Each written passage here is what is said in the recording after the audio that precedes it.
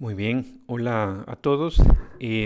Vamos a continuar con el tema que estábamos viendo en la clase anterior, que es tratar de ver qué papel ocupa la energía eh, en la inestabilidad baroclínica que observábamos. Entonces, parte de lo que queremos hacer es tratar de entender cómo la energía potencial se puede convertir a energía cinética. Entonces, para completar la imagen o la discusión que vimos ayer sobre energía potencial y energía cinética, conviene ahora traer el sistema a lo que vemos en esta figura. Entonces, en esta figura, sobre todo esta que está acá a la izquierda, representa, digamos que un sistema de un líquido, o sea, un fluido incompresible, en donde tenemos un gradiente horizontal de densidad. Entonces recordemos que en la parte densa, la parte gris, está representada, o mejor dicho, representa una densidad alta y la parte blanca una densidad baja. Em, entonces, en este caso, que puede ser el caso sin rotación o con rotación muy leve, nosotros tenemos que establecer este gradiente de densidad equivale, por ejemplo, a poner una temperatura alta aquí en el lado izquierdo y una temperatura más baja aquí en el lado derecho. Eso pues tiene el efecto de que el frío hace que el fluido se haga más denso. Y entonces, de manera un poco simplista, en este ejemplo que tenemos, en donde únicamente tenemos dos densidades, una densidad alta y una densidad baja, lo que hace la temperatura alta es que pues baja como que la densidad en este lado y la temperatura alta, perdón, la temperatura baja lo que hace es subir la densidad de este otro lado. Entonces el gradiente de densidad es tal que lo podemos visualizar como que la interfase entre las dos densidades está inclinada. Entonces en el caso donde no hay rotación, lo que nosotros tendríamos es que si liberamos este sistema desde la línea inclinada, el movimiento se vería como el de estas pequeñas flechitas cortas que están acá, pues la parte densa tiende a bajar y la parte más liviana tiende a subir. Y de hecho, pues esto oscilaría de arriba a abajo hasta que eventualmente la energía se disipa por fricción y alcanza la configuración estable que es la línea horizontal que vemos acá, es decir, la línea de la interfase entre las dos densidades. Cuando tenemos rotación muy leve, vemos que este es el caso de la circulación de Hadley, en el que nosotros podemos visualizar el lado derecho de este sistema como la parte fría, el lado izquierdo como la parte cálida, y la dirección de rotación en este caso, digamos que viene siendo acá perpendicular al plano de la pantalla. Es decir, Z siempre va a ser nuestra dirección vertical y en este caso la dirección horizontal viene siendo la dirección radial. Y justamente como lo vimos en el experimento del video, lo que sucede es que se establece una circulación, que es lo que nos da a entender estas flechitas más delgadas, en donde el calor hace que por convección esto ascienda y ¿no? Aunado al viento térmico, debido al gradiente horizontal de temperatura y de densidad, se genera este tipo de circulación.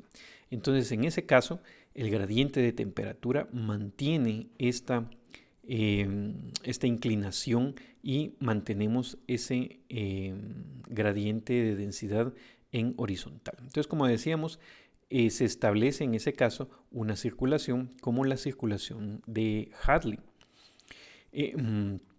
Para el caso con rotación, entonces ahora vemos la siguiente figura, esta figura que está acá a la derecha. Cuando tenemos rotación alta, según veíamos en el video del experimento, la circulación de Hadley se rompe. Esta circulación deja de existir y lo que obtenemos entonces es un patrón ondulatorio. Cuando veíamos el fluido desde arriba, digamos. Acá lo estamos viendo como que de perfil. Entonces, estas flechas que están acá representan la oscilación que nosotros vemos en el fluido. Entonces, ese patrón ondulatorio lo que hace es mover fluido, digamos que la parte densa trata de ir a la parte más liviana a lo largo de esta flecha y viceversa, la parte liviana tiende a ir a la parte más densa a lo largo de esta otra flecha. Entonces, la manera en la que podemos entender entonces la oscilación que produce la inestabilidad baroclínica es de esta manera.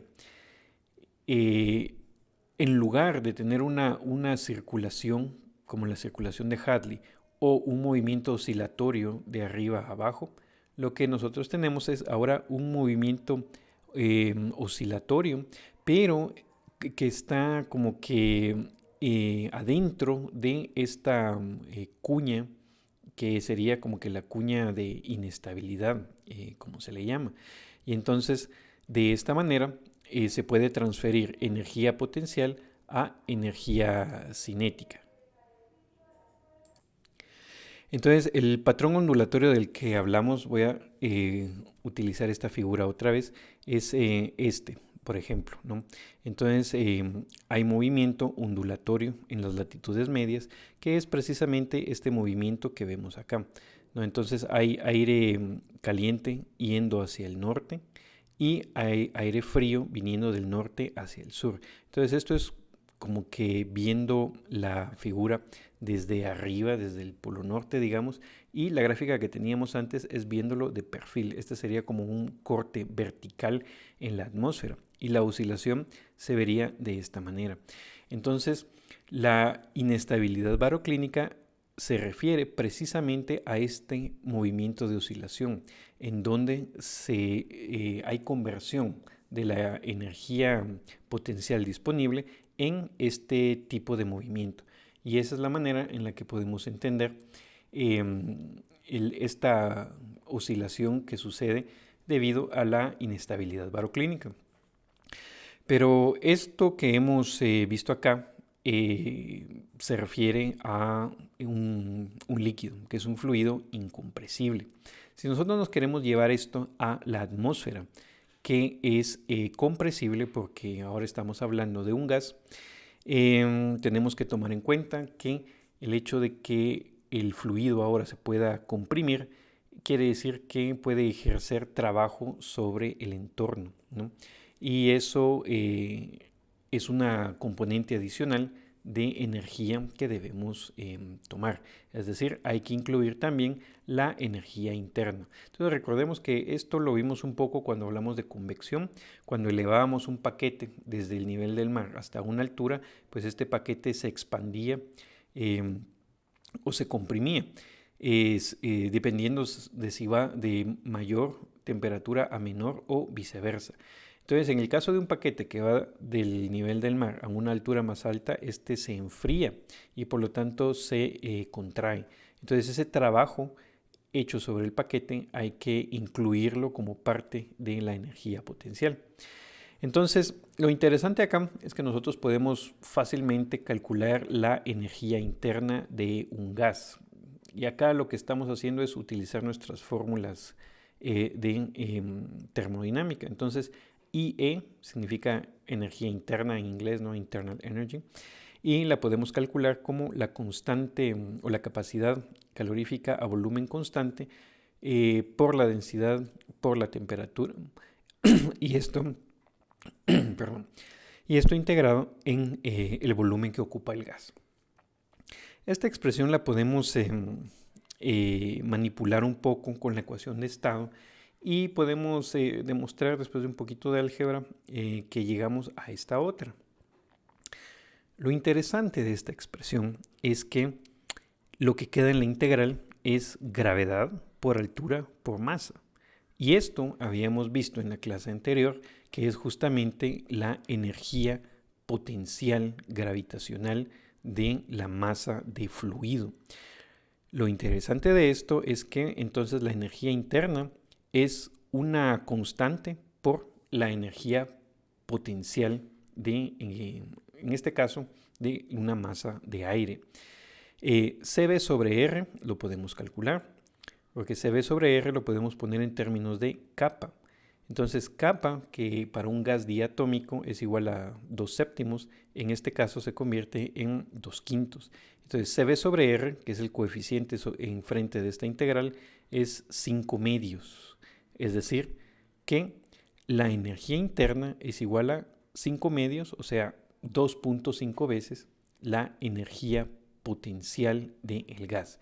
Y este es un resultado muy importante porque al final de cuentas, para cuantificar la energía, lo único que necesitamos saber es si el centro de masa del volumen de aire que estamos considerando sube o baja. Entonces, la energía potencial total para el caso de un gas, ¿no? La vamos a denotar como TPE, de Total Potential Energy, pues va a ser la suma de la energía potencial más la energía interna.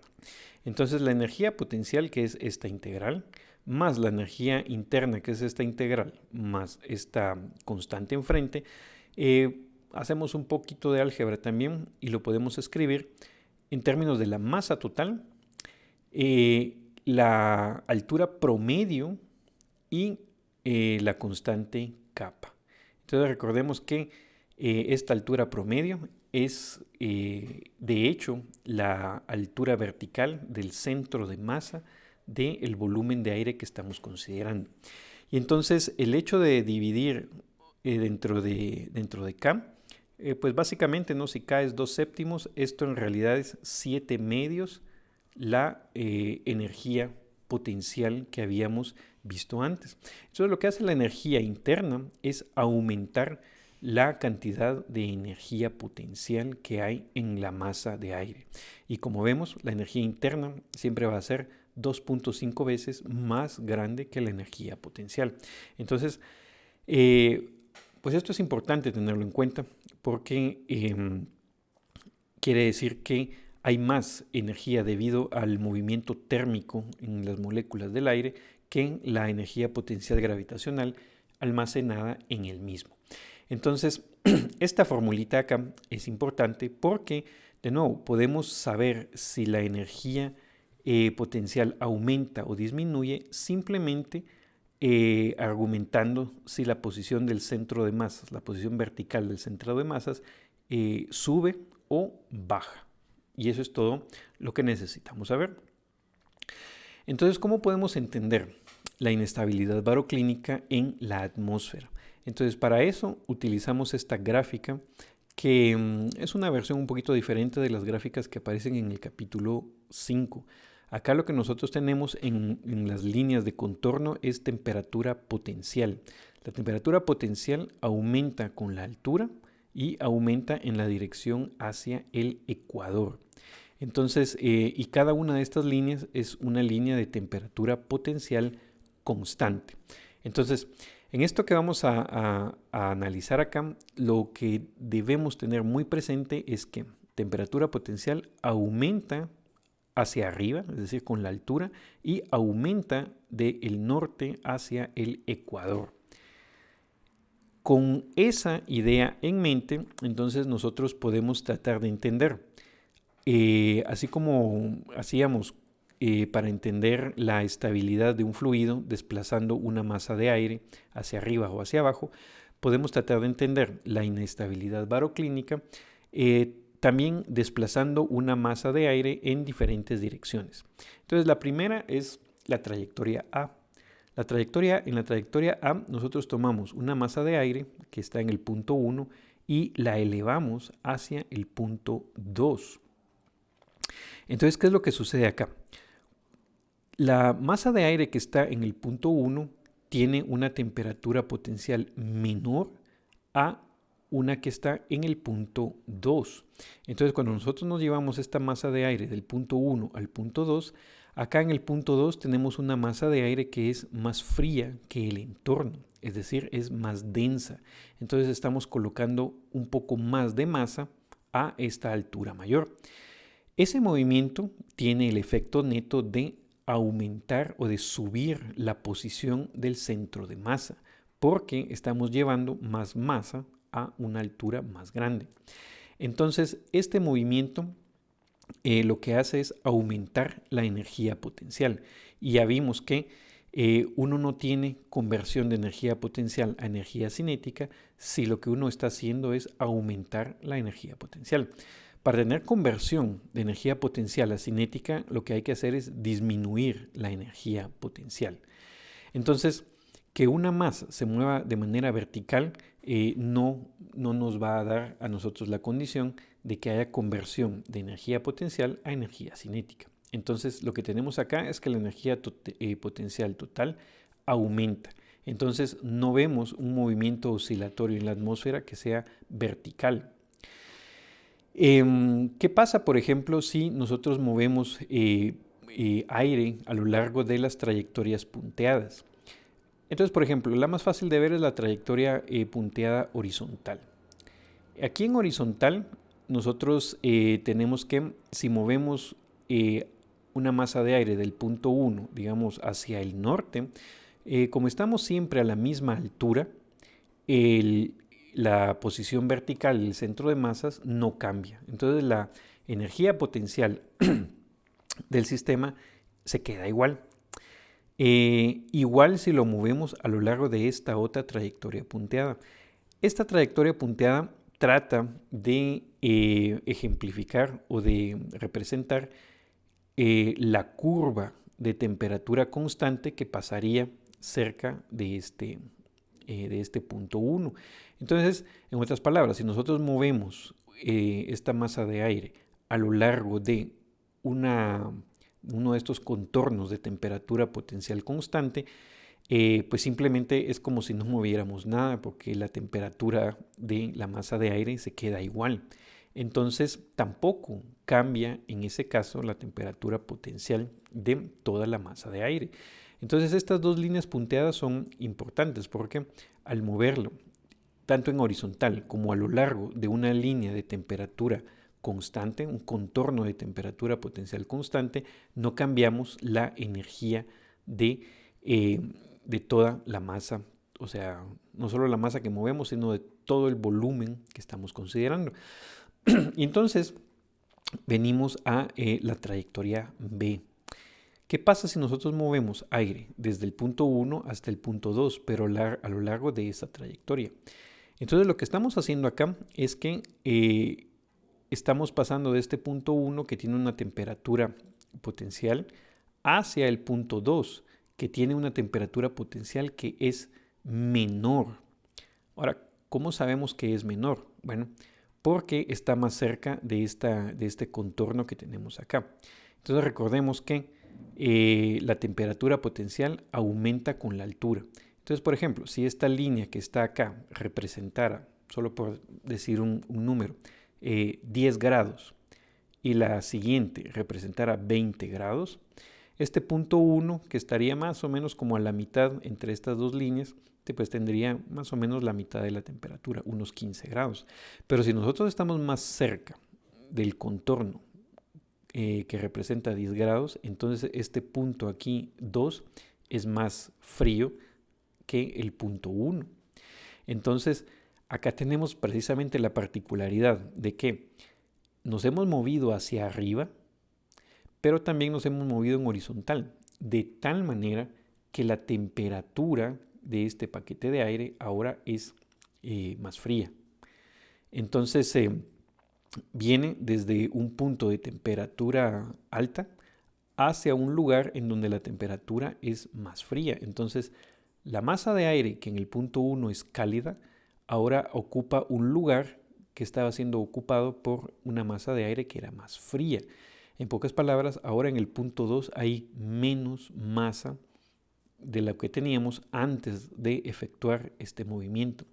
Entonces, como aquí en el punto 2 hay menos masa, eso tiene el efecto de que toda la masa de este volumen ahora es un poquito menos debido a este traslado, y entonces esto baja la posición del centro de masa.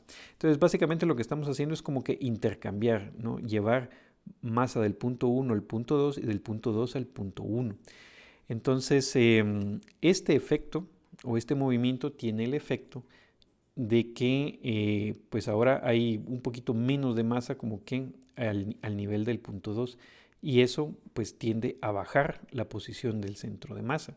Y entonces aquí sí, la temperatura total, la energía potencial total disminuye. Y entonces este tipo de movimiento sí cumple con nuestra condición de que hace disminuir la energía potencial. Entonces acá sí podemos tener conversión entre energía cinética y energía potencial.